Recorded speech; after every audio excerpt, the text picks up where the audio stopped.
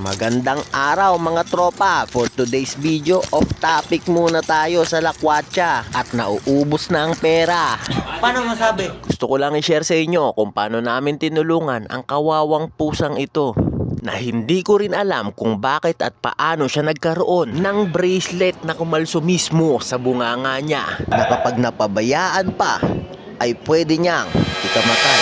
Ito ang kalagayan niya nang mapansin namin siya nanghihina at halos hindi makagalaw. May tsansa na matagal na siyang hindi nakakakain dahil sa bagay na nakaharang sa kanyang bibig. Kahit medyo mailap ay kinuha namin siya para matulungan at kinomfort ko muna para maparamdam ko na love ko siya. Sana all.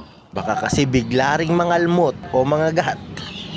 Nang mapakalma ko na siya, sinubukan kong tanggalin ang bracelet na gamit lang ang aking kamay. Pero nagpumiglas siya dahil nasasaktan na siya sa mga nangyayari. Sa puntong ito, naisip ko na kapag pinilit pa namin ay lalo lang siyang masasaktan. Kaya nagdesisyon kami na putulin na lang ang namamagitan sa aming dalawa. Ay yung bracelet pala. Kaya kumuha kami ng plies para putulin na ang bracelet na nagpapahirap sa kawawang pusa. Ilang beses naming sinubukan dahil sobrang tigas.